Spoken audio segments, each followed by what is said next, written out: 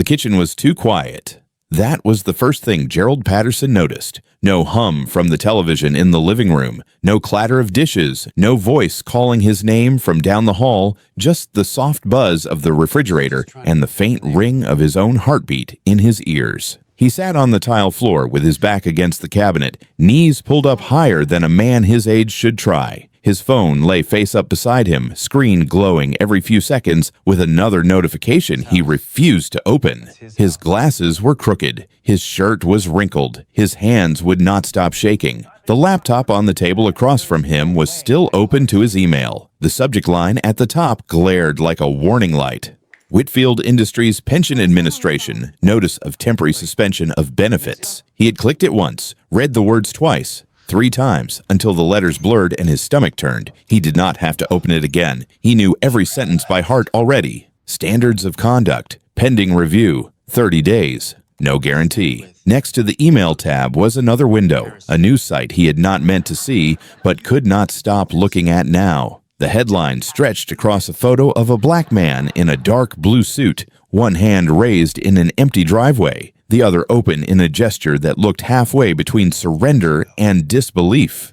Neighbors report black man for stealing his own Rolls-Royce and lose everything. Gerald stared at the picture until his eyes burned. He knew that driveway better than any place in the world after his own. He had watched it for 3 years. He knew the trim, the garage door, the angle of the mailbox. He knew the man in the picture now, too, in a way he had never cared to before. Miles Harrison. The television remote lay on the floor a few feet away. An hour ago, he had grabbed it with the reflex of habit, thinking noise might calm him. Channel after channel had shown the same thing. The Ring doorbell footage from 852. Briarwood Lane. His street. His neighborhood. His mistake. Looped and analyzed and replayed in slow motion. The frame zoomed in on Miles stepping out of the Rolls-Royce, jacket still on, tie loosened after a long day. The officers fanning out, hands close to their weapons, Miles lifting his hands, shoulders tense, voice careful and steady when he said, recorded in perfect audio, that this was his home. Then the shift, the sergeant recognizing him, the posture change, the apology. The camera caught the way the younger officer glanced back at the cluster of neighbors on the lawn with something that looked a lot like disgust. Sandra Wells appeared on screen next, hair perfect even in outrage, pointing at the car as she shouted from across the street. That is not his car. I have never seen him before. Gerald had heard that line so many times in the last 48 hours that it no longer sounded like English. It was just a sound his brain flinched away from. But the worst part was not her voice.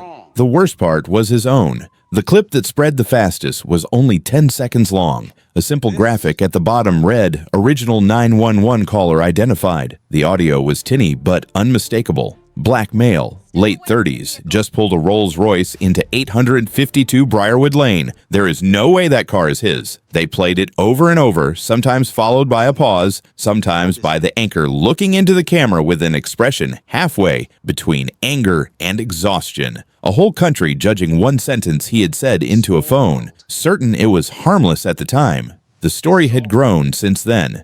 It was not just about Miles anymore. On one of the news clips, the TV showed an apartment living room that was nothing like Briarwood Estates. Peeling paint, narrow hallway, a wheelchair parked in front of a window with cheap blinds half open. In it, a young man with brown skin and tired eyes gripped the armrests with thin hands as he spoke. I was 19. I was waiting for my Uber. After tutoring, somebody called me suspicious. I got shot in the back. The lower third read Deshaun Carter, paraplegic after 2022 police shooting. The reporter spoke about a 911 call, about language that matched Gerald's previous reports. Suspicious teen, acting nervous, might be casing houses. The caller had not been named in the original article. He had privacy then. Now the camera cut to a document on screen. A 911 log obtained through a public records request. The cursor circled a line in red. Caller, Patterson Gerald. Address on file, Briarwood Estates. The first time he saw his name under that red circle, Gerald had turned the television off fast enough to knock the remote to the floor. The second time, he only turned the volume down.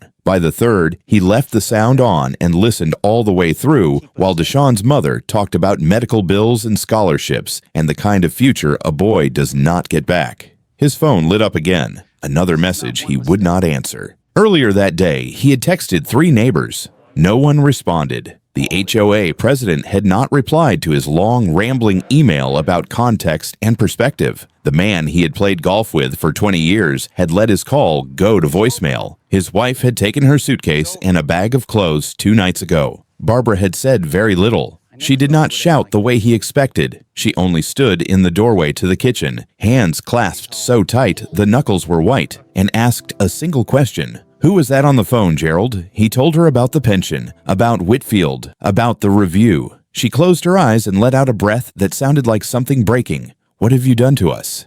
He had reached for her hand. She moved away. That hurt more than the email. Now her side of the closet was mostly empty. He knew because he had opened it twice, as if something might have changed between one look and the next. His son had not called at all. Brian did not yell either. Brian knew how to use different tools. Around noon, a link had come through from one of Gerald's old coworkers. No greeting, no explanation, just a blue URL and a knot in his throat as he tapped it.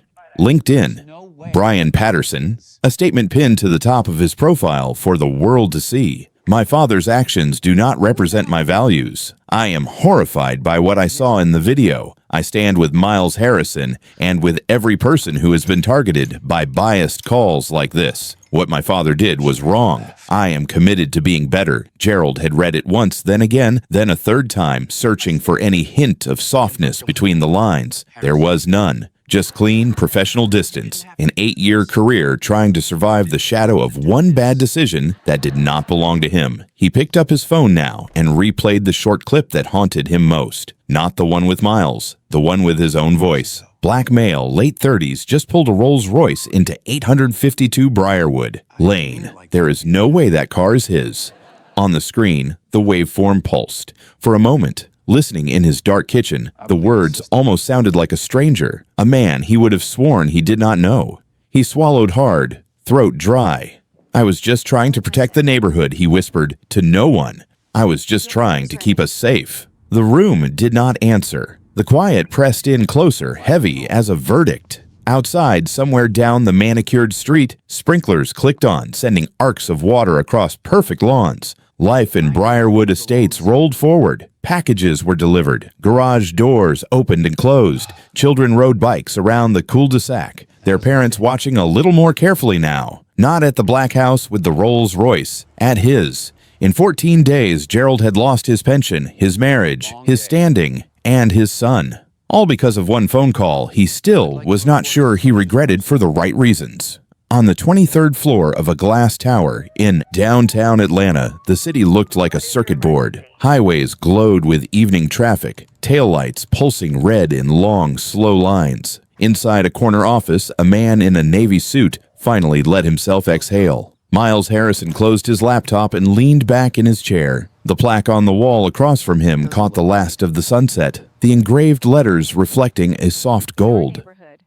Atlanta Business Chronicle 40 Under 40. Next to it hung another plaque. Smaller, not as glossy, but the one his eyes drifted to more often. Community Partner of the Year, Briarwood Police Foundation 2023. He remembered the ceremony, the photo op with the chief, the speech he had rehearsed 3 times because he wanted to get it right. He had talked about bridges, about trust, about how black kids should not have to grow up afraid of the people in uniform driving down their street. He believed that. He still did. His assistant Jenna knocked on the doorframe and poked her head in. "Car to the airport's?" "Downstairs," she said. "You are wheels up in 55 minutes if traffic cooperates." Miles checked his watch, reached for his carry-on. The tie at his neck was a little too tight after 3 back-to-back investor meetings in San Francisco. 18 months he had chased this deal. 18 months of Zoom calls, pitches, spreadsheets, worst-case scenarios. Today, finally, they had signed. "How does it feel, boss?" Jenna asked. "You just closed the biggest round in Harrison FinTech history." "Like I want to be home eating my wife's over-roasted vegetables," he said, smiling. "And letting my 8-year-old tell me why the Barbie movie is a feminist text." He said it lightly, but the image steadied him. Camille at the stove in the kitchen she had designed piece by piece. Zoe in socks sliding across the hardwood floors of 852 Briarwood Lane. The smart thermostat humming, the Ring app sending him false alarms every time a squirrel darted across the front porch. He gathered his things, paused for a second in front of the plaques. If you do the work, he thought. If you show up, pay your people well, give back, support the community, the system remembers. It protects you.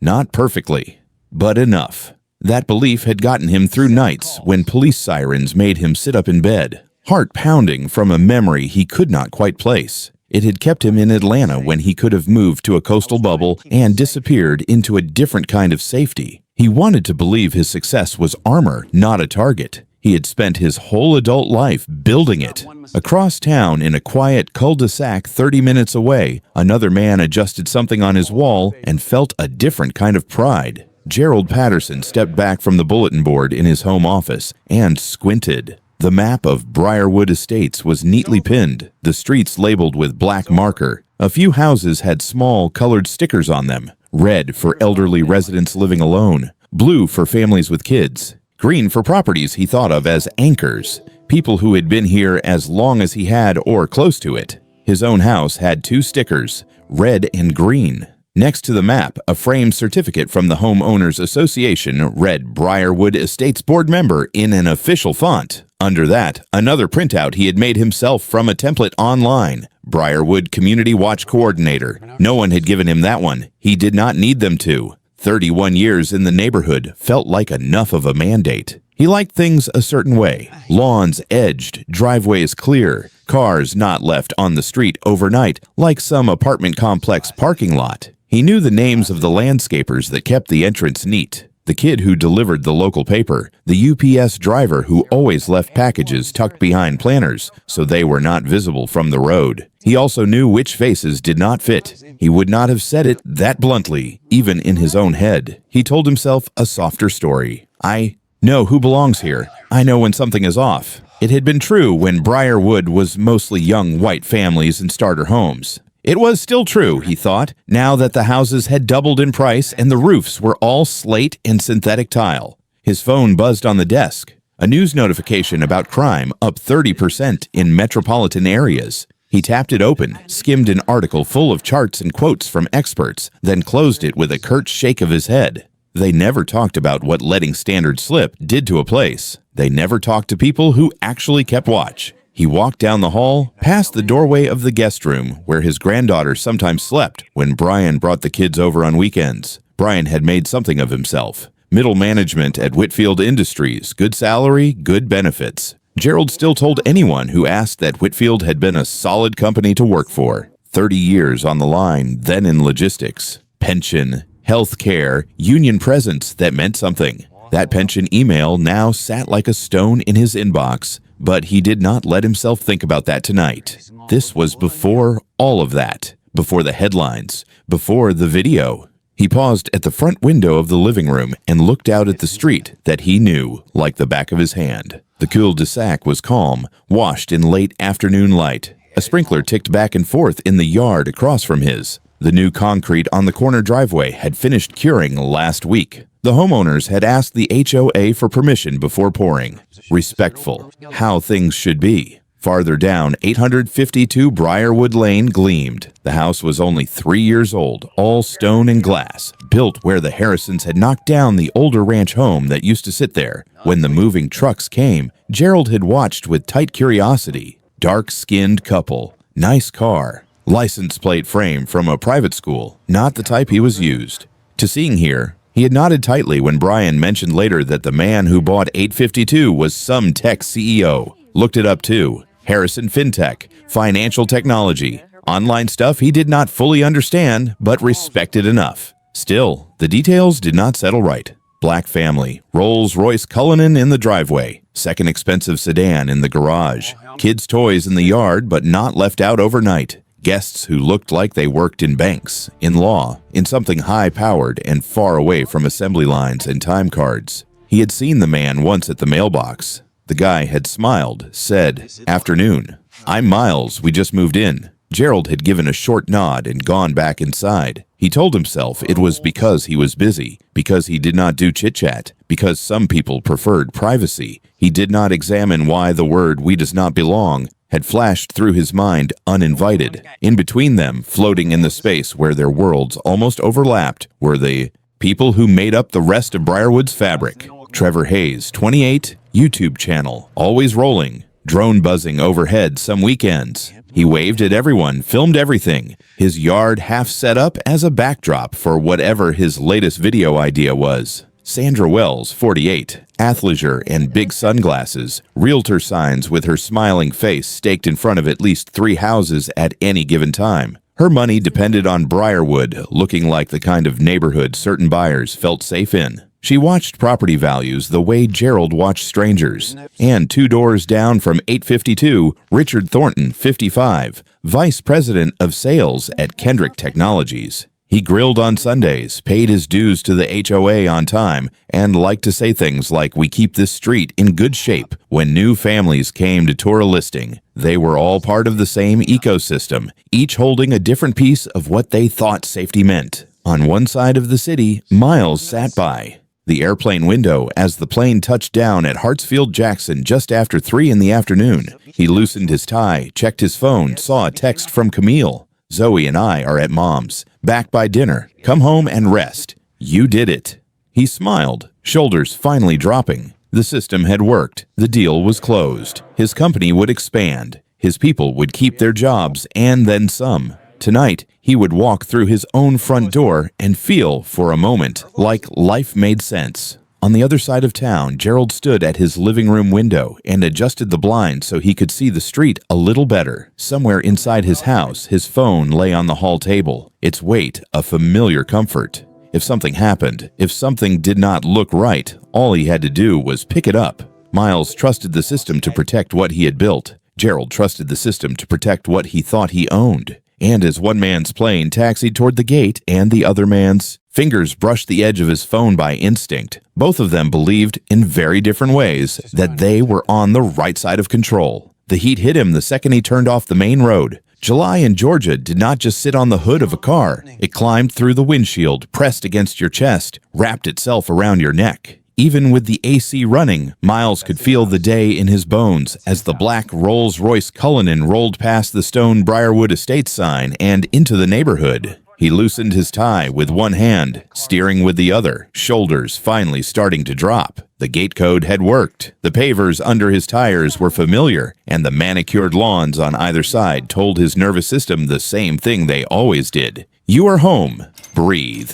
Just get inside, shower, then family time," he thought. No more term sheets, no more investor questions about burn rate and runway. Just Camille, Zoe, and a kitchen that smelled like whatever. Camille had decided to experiment with that week. He slowed as he approached 852, blinked against the glare when the afternoon sun flashed off the chrome on the garage door. The Cullinan glided into the driveway like it had 100 times before, sensors chirping softly as he eased it into place. In the quiet that followed, he cut the engine and sat for a second longer than he needed to, hands resting on the leather wheel, listening to the ticking sound of a cooling engine. Across the street, behind a lace curtain in a living room window, Gerald Patterson watched the same scene and felt something entirely different. There it is, he thought, a hot spike of confirmation running through his chest. I knew it. From his vantage point, the Rolls-Royce looked like it had dropped out of a different world and landed in the middle of his cul-de-sac by mistake. The black paint drank in the sunlight. The spirit of ecstasy hood ornament caught it, sent the light back like a signal flare. Then the driver door opened and a black man stepped out. Gerald watched Miles unfold himself from the seat. White dress shirt wrinkled from travel, tie loosened, suit jacket tossed over one shoulder. To Gerald, it did not read as a man who had been on planes and in boardrooms all day. It read as sloppy, out of place, careless in a way that did not match the price tag of the car. He did not think about the last 3 years that family had lived at 852 without incident. He did not think about the time he had seen that same man bent over a bike in the driveway, adjusting training wheels for a little girl with beaded braids. What rose instead was the story he had been telling himself for months. Rolls-Royce in this neighborhood. That is asking for trouble. This is what happens when they start letting anything in. There is no way that car is his. No way. He did not walk outside to say hello. He did not pick up the HOA directory that listed the names of every homeowner on the street. He did not even glance at the mailbox with Harrison stamped clearly across it. He reached for the phone on the table by the window. His hand found it like it had a mind of its own. 3 numbers. His thumb knew where they were without looking. 911. The dispatcher answered with the flat calm of someone who had taken too many calls like this. 911. What is your emergency? Gerald kept his voice even, almost bored. Yes, I would like to report a suspicious person, he said. Black male, late 30s, just pulled a Rolls-Royce into 852 Briarwood Lane. There is no way that car is his. Probably stolen. He's going into the garage now. You need to send someone quick. The dispatcher asked him to clarify. Was there a weapon? No. Had he seen a crime? No. Not exactly. Just his instinct. 31 years on this street, and he knew what fit and what did not. I have lived here a long time, he added, irritation creeping in when she hesitated. I know this neighborhood. I know what does not belong. Just send someone. He hung up with a small, tight flicker of satisfaction in his chest. He had done his part. He had not waited. He had acted. But thorough was better than right. He scrolled through his contacts, found the name he wanted, pressed call. Richard, check outside, he said when his neighbor picked up. Look at 852. The black guy with the rolls. I just called the cops. In his own house, 2 doors down, Richard Thornton parted the blinds with 2 fingers and peered out. He saw the car. He saw Miles back as he reached into the trunk for a suitcase. He did not see a homeowner. He saw what Gerald had primed him to see. Yeah, I see him, Richard said, jaw tightening. Definitely does not look right. He did not wonder why. He did not need more information. The story settled over his mind like a well-worn coat. As soon as he hung up with Gerald, he dialed the same 3 numbers. Hi, I am calling to confirm a report that was just made, he told the dispatcher. The suspicious vehicle at 852 Briarwood Lane. I can see him too. You should hurry. On the sidewalk, Sandra Wells turned the corner with a designer dog trotting at the end of a braided leather leash. Her phone was tucked into the waistband of her leggings. She was thinking about listings, staging dates, and whether the new family on Pinecrest would agree to repaint their bright red front door something more neutral. Gerald stepped out onto his lawn and raised a hand. Sandra, he called. We have got a situation. She followed the line of his gaze to the Rolls-Royce and the man who had just disappeared into the open side door of the garage. Her eyes widened on instinct. In our neighborhood, she said out loud. Oh my God. She did not call 911. Something about that felt too direct, too formally on the record for someone whose income depended on staying marketable. She did something more subtle. She walked a few steps down so she could see the driveway clearly, then pulled her phone out and started a group text. Someone is breaking into 852, she typed. Police coming. 3 bubbles popped up almost instantly. 3 neighbors, 3 variations of the same idea. Are you serious? What is happening? Do you need us to come out? One of them added a line that made her throat tighten even as she agreed with it. This is what happens when they move in. Across the street, completely unaware that he was now a subject rather than a neighbor, Miles popped the trunk and grabbed his carry-on. The sound of gravel crunching under his shoes felt like a homecoming. His phone buzzed in his pocket. He set the suitcase down and checked it. Text from Camille. At Mom's with Zoe. Back by dinner. Rest up. Love you. He smiled, thumb hovering over the keyboard. On my way inside, he typed, Deal closed. Tell Zoe Daddy did it. As he hit send, he glanced up at the small square window in the side of his garage. For a split second, he caught a glimpse of Gerald's face in the glass of the house across the street, a phone pressed to his ear. Old man and his habits, Miles thought, already turning back to the door that led into his kitchen. He did not see Richard on his own lawn, still holding his blinds open with 2 fingers. He did not see Sandra repositioning herself for a better angle, the dog tugging impatiently at the leash. He did not hear the dispatcher logging 2 separate calls from Briarwood Estates. Suspicious person, possible stolen vehicle. Inside 852, the thermostat hummed softly as it adjusted to his preferred temperature. A digital clock on the wall above the kitchen island flipped to 3:42 p.m. In 11 minutes, 4 officers would pull into Briarwood Estates, engines low, hands close to their holsters. In 22, the name Miles Harrison would change everything those neighbors thought they knew about who belonged on their street. And in 14 days, the people who believed they were protecting their neighborhood would learn exactly what and who they had really exposed.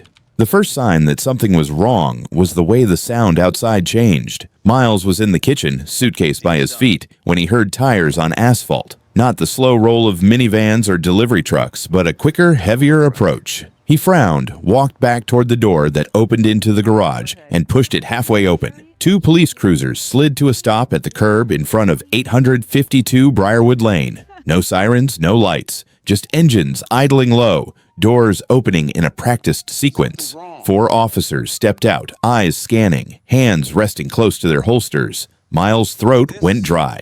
"Sir, step out of the garage. Hands where we can see them." The voice was loud enough to cut through drywall. For a heartbeat, he did not move. This was the kind of scene he had watched in videos late at night, the ones that made him shut his laptop and sit in the dark until his heart rate slowed. Now it was his driveway, his garage, his body. He lifted his hands, pushed the door open with his shoulder, and stepped into the bright rectangle of afternoon.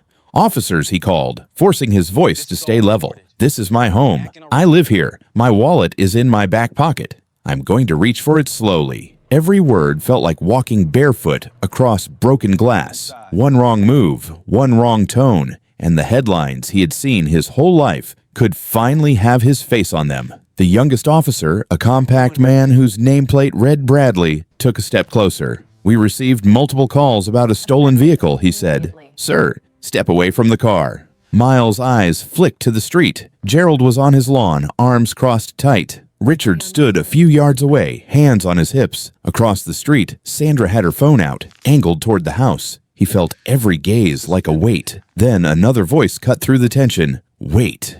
The second cruiser's door had opened, and a taller officer in a sergeant's stripes was standing next to it, staring. "Mr. Harrison."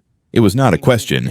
It was the sound someone makes when the puzzle pieces in their head click into place, in a way they really do not like. Miles blinked. Sergeant Morrison, Youth League banquet, Police Foundation fundraiser, 2 handshakes at least. 3, if you counted the ceremony where they had taken that picture with the oversized novelty check. Morrison stepped forward, hand lifting away from his weapon, shoulders dropping. "Everybody take a breath," he said quietly. "Stand down, Bradley." "But Sarge, we got 2 separate calls," Bradley started, bewildered. "I know who this is," Morrison said, cutting him off. "This is Miles Harrison, Harrison FinTech, Community Center on 5th, the Briarwood Youth Basketball Program." Recognition flashed across Bradley's face, followed by something like embarrassment. On the lawn across the street, Gerald watched the change in body language and felt his stomach twist. The officers had arrived coiled and ready, and in the space of one name, they had swallowed it back. Whatever power he thought he had set in motion with his phone call had shifted direction without asking him. "Mr. Harrison," Morrison said, turning fully toward Miles now. "I'm so sorry about this. We had some calls from neighbors about a possible stolen car." Clearly, that is not the case. Miles kept his hands visible a second longer than he needed to, then slowly lowered them. "Officer, I have my license, registration, and house deed inside," he said. "If you need to verify anything." "That will not be necessary," Morrison said quickly. "Bradley, apologize." Bradley swallowed, color high on his cheeks. "Sir, I am sorry," he said. "We were just responding to the information we had." "I know you were doing your job," Miles said, cutting him the same way Morrison had, but softer. Then he turned his head, finally, and met Gerald Patterson's eyes. "Patterson, right?" he asked. "Gerald Patterson." Gerald's mouth went dry. "Yes," he said. "How do you retired from Whitfield Industries?" Miles continued. 30 years. Good company." Gerald felt a tiny reflexive swell of pride. "That is right. It is." Miles agreed. "I sit on the board. Have for 5 years now." The pride drained out so fast, Gerald had to shift his weight to keep his knees from buckling. Miles let the words hang there for a beat, then added, almost gently, "You have a son there. Do not you, Brian Patterson?" Behind his own front window, Barbara watched her husband's face lose all its color. "Small world," Miles said. Across the street, Richard took a step back, then another, as if he could walk himself right out of the scene. Sandra pulled her phone closer to her chest, already pivoting mentally to whatever version of events made her look like a concerned bystander. On his lawn, Trevor Hayes held his phone up higher. His live stream chat was exploding. "Who is this dude? Wait, he owns the car. Did that cop just apologize?" Miles turned back to Morrison. "Just so you know," he said, "the Ring doorbell recorded this entire thing.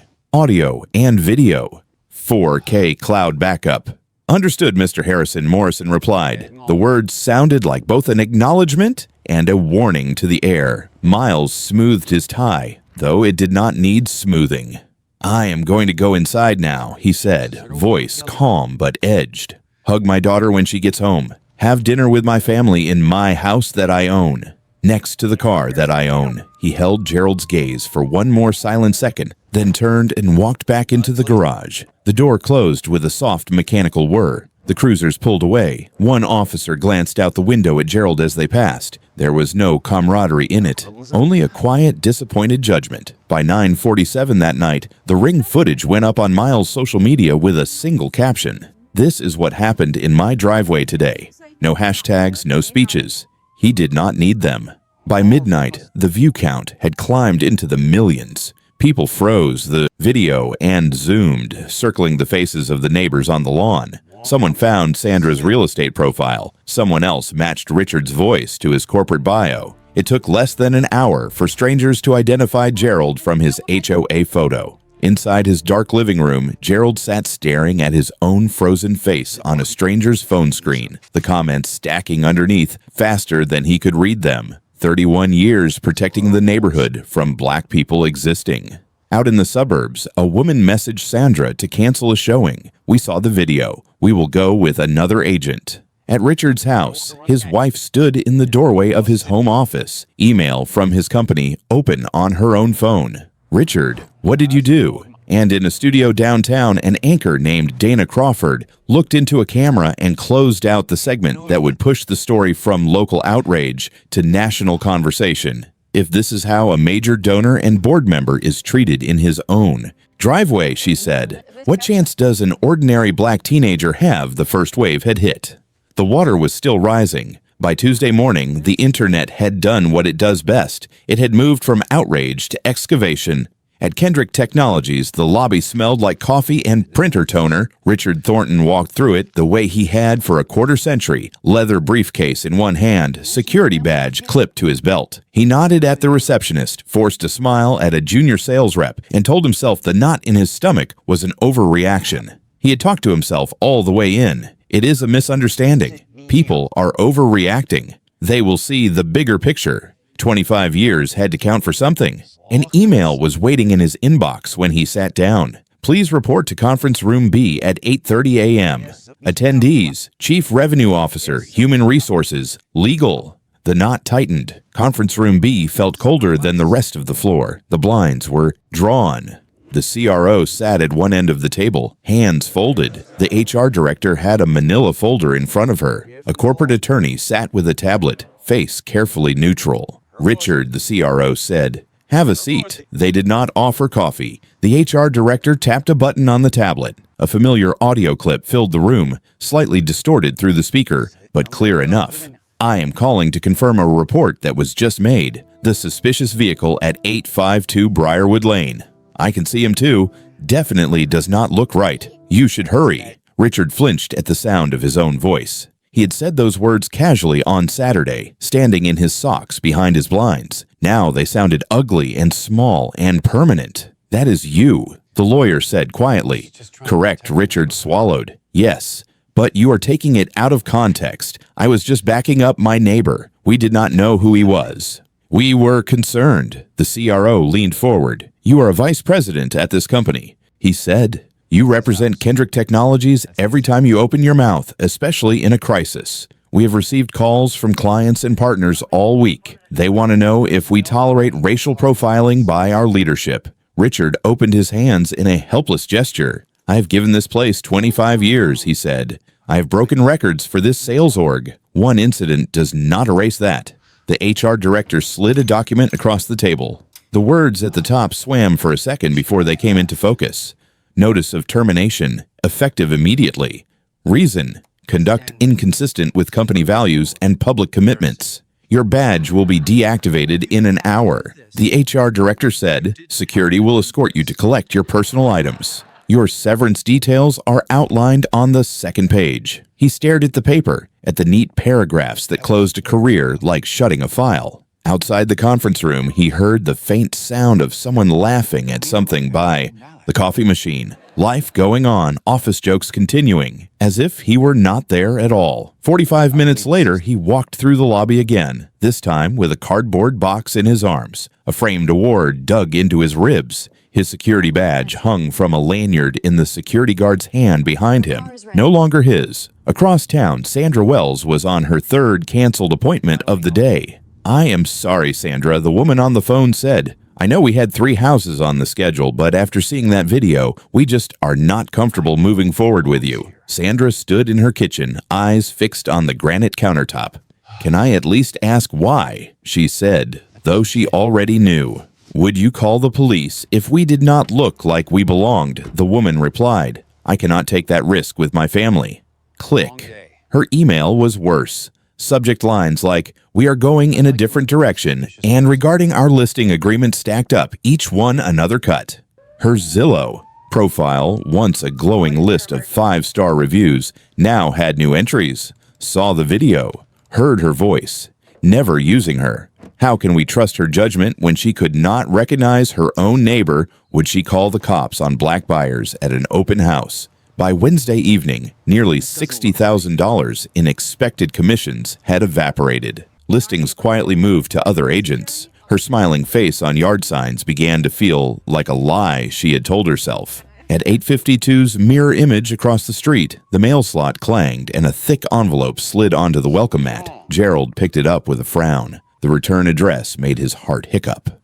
Whitfield Industries Pension Administration. He tore it open at the kitchen table, eyes racing ahead of his understanding. Dear Mr. Patterson, it has come to our attention that your recent conduct may constitute a violation of the pension fund's Standards of Conduct Clause. Effective immediately, your benefits are suspended pending formal review. You will be contacted within 30 days regarding the investigation process. Suspended pending review. The words did not fit with the image he still held of himself as a man who had put in his time, who had earned his security. He dialed a number he knew by heart, the old HR manager at Whitfield. She picked up on the second ring. Gerald, she said. Her voice was clipped, tired. You saw that letter, he blurted. This has to be a mistake. I gave them 30 years. I saw the video too, she replied, and the articles. You called the police on a board member, Gerald, on a major donor in his own driveway.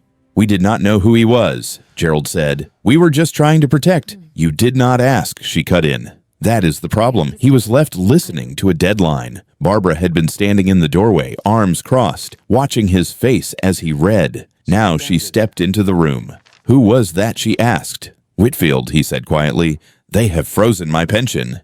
She closed her eyes, steadying herself on the back of a chair. What have you done to our life, Gerald? She asked. Our retirement, Brian's career, our name. He opened his mouth and heard himself say the line he had rehearsed 100 times in his head. I was just trying to protect the neighborhood. Barbara's expression hardened. She left the room without answering. That night, the phone rang again.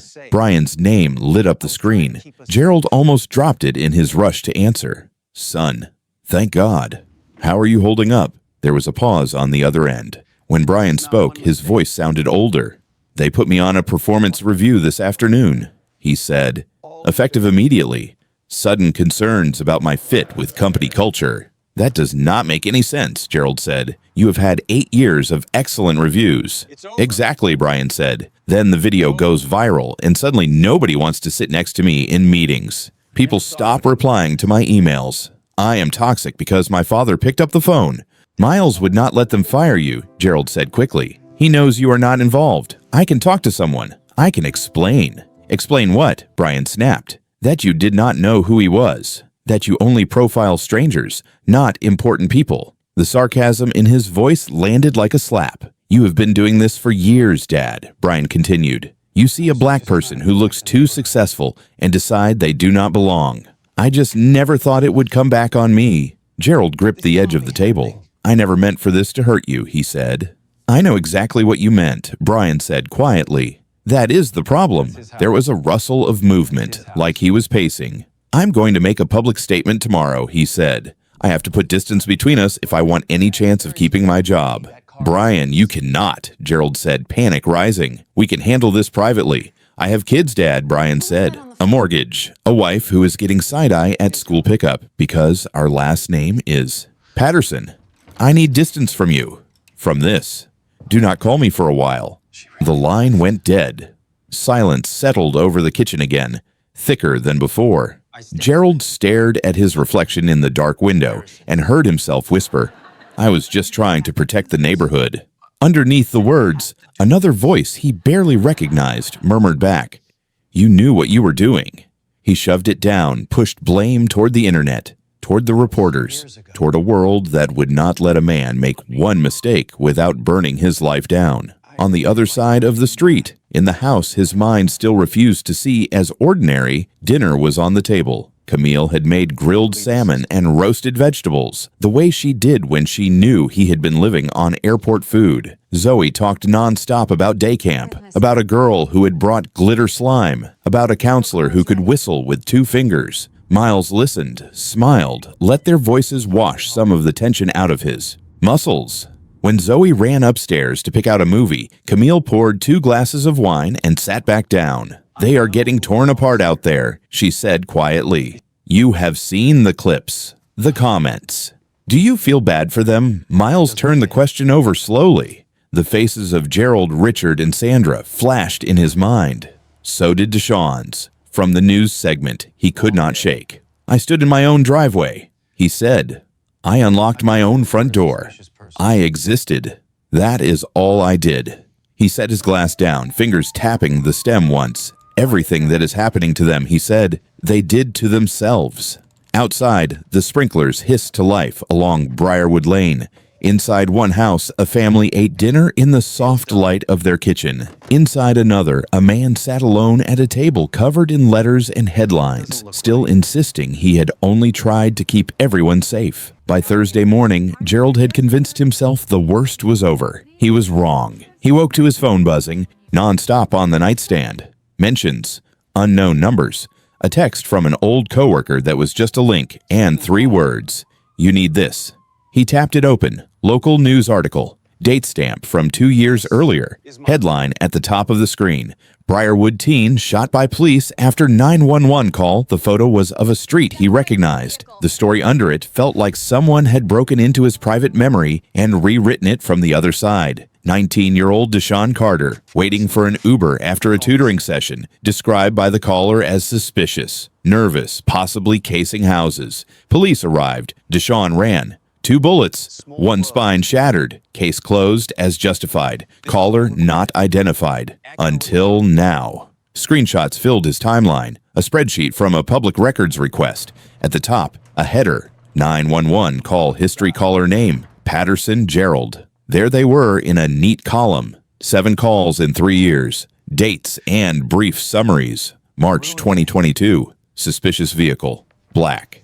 Delivery driver. No crime. September 2022. Suspicious teenager. 2 blocks from his house. Shots fired. Victim, Carter Deshawn. September 2022. Possible break-in. Black contractor at wrong address. Detained. No crime. April 2023. Unfamiliar person. Black real estate agent showing a house. Questioned. No crime. January 2024. Littering. Black teen waiting for his mother. No crime. June 2024. Suspicious activity. Black landscaping crew. No crime. July 2024. Miles Harrison. Own driveway. Own car. Own house. All 7 names had one thing in common. All 7 descriptions relied on the same words. Suspicious. Does not belong. Acting nervous. He heard his own voice echoing in every line. The television in the living room was already on. Barbara must have left it playing out of habit when she packed the rest of her things. Gerald walked in and sank onto the couch as the graphic on the screen shifted. Special report, the banner read, pattern of calls in Briarwood. Dana Crawford looked straight into the camera, her expression stripped of the usual broadcast polish. What we are seeing in Briarwood is not one bad call, she said. It is a pattern of behavior. The screen cut to a small apartment living room. Deshaun sat in a wheelchair near the window, hands gripping the armrests as if they were the only solid thing in his life. I was 19, he said. I was just waiting for an Uber after tutoring. I was trying to get into college. Now I will never walk again. His voice did not shake. That somehow made it worse. Beside him, his mother, Gloria, held a folder thick with bills. Deshaun had a full scholarship lined up, she said. Engineering, gone. We have about $300,000 in medical debt. I work 2 jobs. He needs care I cannot afford. She looked into the camera like she was looking through it. And Gerald Patterson went home to his nice house and nice pension, she said, and kept calling the police on people for 2 more years. Gerald flinched as if she had said his name in the room. He reached for the remote, then stopped. Changing the channel would not unring this bell. Dana came back on screen. Behind her, a graphic showed the list of calls he had just seen on his phone. 7 calls about suspicious individuals over 3 years, she said. All 7 about black residents or workers. 0 actual crimes. 1 young man in a wheelchair. 1 neighbor whose only offense was parking his own car in his own driveway. She let the silence hang for a heartbeat before she drove the point home. Gerald Patterson was not just one bad call, she said. He was a one-man system. The phrase hit harder than any insult he had read online. A system, not a mistake. A structure that had been in place for years, made of his choices and his certainty. More faces appeared over the next segments. A housekeeper who said he reported me for standing on the porch waiting for my employer to get home. A jogger who said he called me unfamiliar for running through a neighborhood I have lived in longer than he has. A black real estate agent who said I lost that buyer because they did not want drama after he followed me down the driveway and called 911. Watching from his couch, Gerald crossed his arms tight over his chest. They are exaggerating, he muttered. I only called when something looked off. Anyone would have.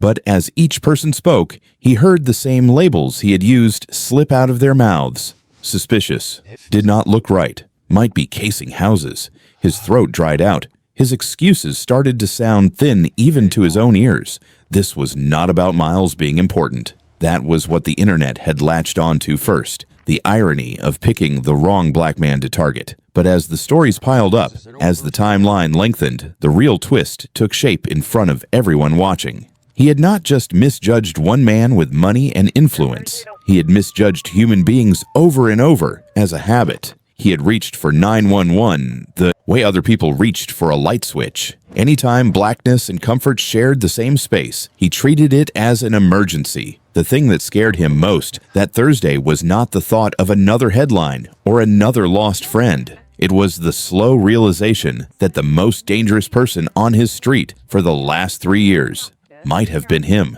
That night, long after the late news ended, he sat alone in the dim blue glow of the television and replayed one clip again and again. Deshaun in his wheelchair, looking smaller than a 21-year-old should look, eyes locked on the camera.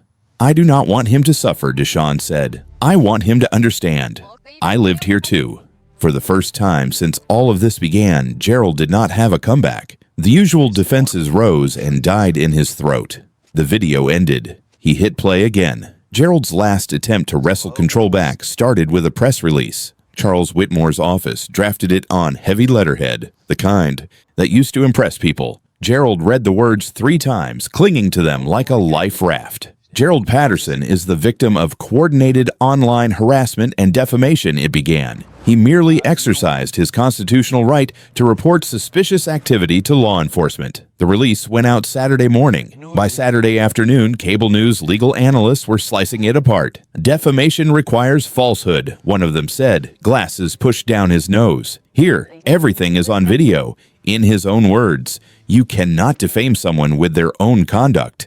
Online, the press release became a meme. Screenshots overlaid with captions. Man caught on camera claims camera is lying. By Monday, Whitmore called Gerald back into his office. No cameras, no statement. There is no winning here, the attorney said bluntly. Every day you push this, more people come forward. The best thing you can do is stop digging. So I just let them destroy me, Gerald snapped. Whitmore sighed. You did that. Part yourself, he said. The last real conversation with Brian came that same week. Gerald paced his kitchen as the phone rang, knuckles white around the plastic. They put me on performance review, Brian said without preamble. I tried to write it out. It is not going away. Gerald started to speak, but Brian cut him off. I am posting my statement this afternoon, he said. It is the only shot I have. What kind of statement? The kind that says your actions do not represent me. Brian replied, voice tight, that I stand with Miles and with Deshaun, that I am trying to be better than what you did. You are my son, Gerald said, stunned. I cannot lose my job because you could not mind your own business, Brian said. I have 2 kids. Do you understand that? There was a long, raw pause. I need distance from you, he finished, from all of this. Please do not call for a while. That afternoon, Gerald watched his son's LinkedIn post spread. My father's actions do not represent my values. I stand with Miles Harrison and Deshaun Carter. I am horrified by what I have seen. That night, Barbara took off her wedding ring at the kitchen counter. The gesture was small, almost gentle. She set it down next to the salt shaker and looked at him with eyes that were tired, not furious. I stood next to you for 35 years, she said. Through layoffs, through your back surgery, through everything. But the man in those videos is not the man I married. Barbara, please. I am moving in with my sister, she said. I have already filed for legal separation. Papers will come next week. The door closed behind her with a sound that felt more final than any judge's gavel. 2 days later, an email hit every inbox in Briarwood Estates. Emergency HOA meeting Thursday 7 p.m. Agenda, community standards, and membership review. When Gerald walked into the community center that night, the air felt wrong. HOA meetings usually drew maybe 20 people. Tonight, every one of the 89 chairs was filled. Some residents stood along the back wall. Conversations died as he stepped through the door. He took his usual seat in the front row. It felt like sitting in the defendant's chair. The HOA president cleared her throat. We are here to discuss the conduct of resident Gerald Patterson, she said. Mr. Patterson, you have the floor. Gerald stood, palms damp. I have lived here 31 years, he began. I have given my life to protecting this neighborhood. I made a mistake. I was trying to keep us safe, protect us from what a voice called from the back. A murmur of agreement rippled through the room. Deshaun was 19, another neighbor said, voice shaking. He lived here too. The president banged her gavel lightly. Order, please. From the back row, a familiar figure stood. Miles walked down the aisle, not rushing, just taking up space in a way that made people sit straighter. I did not come here for revenge, he said. I came because my family lives here. He turned slowly, making eye contact with the room before he continued. This is not just about one bad afternoon, Miles said. Mr. Patterson made 7 calls in 3 years. All about black people, a delivery driver, a contractor, a teenager waiting for his mom, a real estate agent doing her job, a young man who will never walk again, then me, in my own driveway. He let the list hang there. So the question is not what we think of him, he said. The question is what we stand for, who belongs here, and who gets to decide. He went back to his seat. The silence he left behind was not empty. It was heavy. The HOA president lifted a sheet of paper with a typed motion.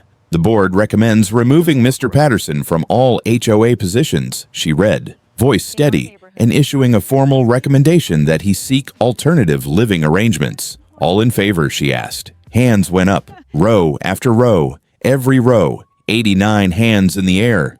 Any opposed?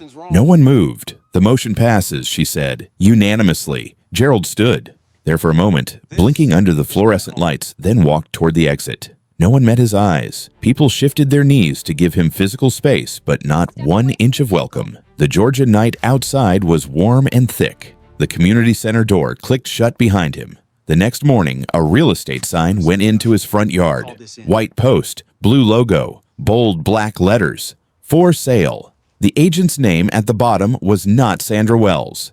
The Patterson house did not sit on the market long, even with the price cut. 3 weeks after the for sale sign went up, a moving truck backed into the same driveway Gerald had once watched like a hawk. Neighbors peeked through blinds as a new family stepped out. A black man in his late 30s in a faded Georgia Tech shirt carried a box labeled tools. His wife, in a simple dress and school district badge on a lanyard, directed 3 kids who chased each other around the yard. A golden retriever bounded out after them, tail wagging so hard its whole body shook. He was a mechanical engineer. She taught high school English. They had saved for years to get into a place like Briarwood. The irony did not need narration. The street understood it without a single word. Down in Florida, in a smaller house that smelled faintly of someone else's cooking, Gerald slept in a spare room at his sister's place. There was no HOA board here, no community watch titles, no map of the neighborhood on the wall. Just a folding chair, an old television, and long stretches of time. Regret filled the spaces where meetings and patrols used to be. He had wanted to be the wall around his community. Now he was learning what it felt like to be on the outside of one. Back in Atlanta, the lives he had once treated as suspicious kept moving forward.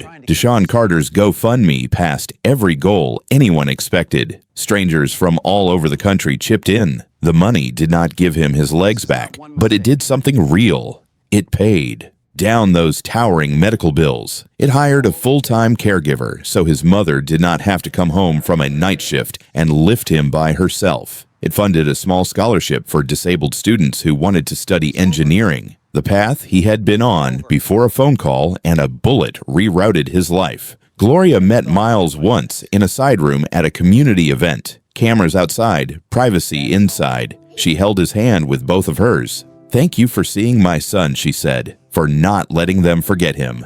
Miles shook his head. "I just posted what was already there." He answered, "You and Deshaun are the ones who refused to disappear." At 852 Briarwood Lane, life found a new rhythm.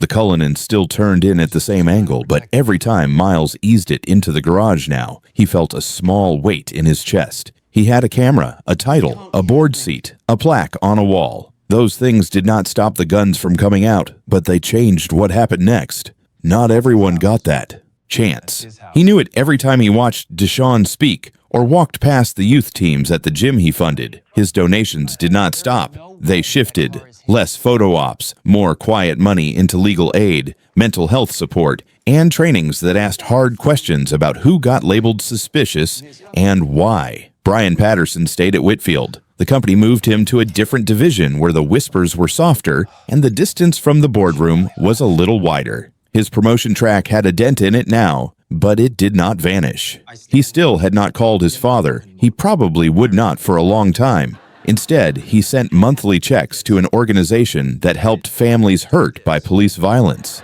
His name on the donor list was small. The intention behind it was not. Barbara built a life that did not have Gerald at its center. She found a modest place of her own, joined a book club, saw a therapist who did not let her minimize what she had lived through. When a reporter reached out, she chose her words carefully. "I loved Gerald for 35 years, she said, but love is not a free pass. At some point, you have to decide if you can live with what someone chose to become.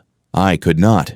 In Florida, on a quiet afternoon, Gerald sat alone in front of a laptop his sister had insisted he bring. He replayed the HOA meeting, watching his neighbors raise their hands in unison. He replayed Deshaun's interview. He paused on the frame where the young man looked into the camera and said, "I lived here too."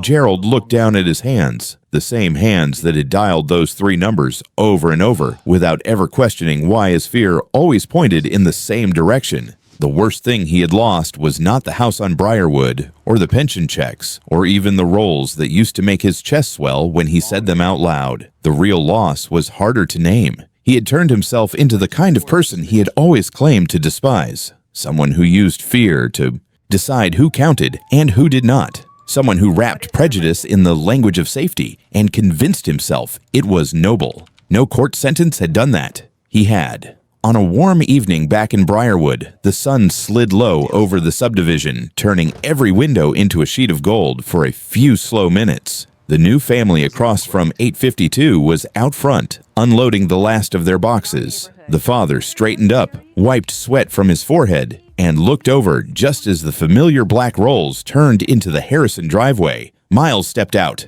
Zoe burst from the front door, bare feet slapping the concrete, ponytail flying as she launched herself at him. "Daddy is home." He caught her, lifted her easily, breathing in the smell of sunscreen and crayons and something burning slightly in the oven because Camille had gotten distracted again. Across the street, the new neighbor lifted a hand.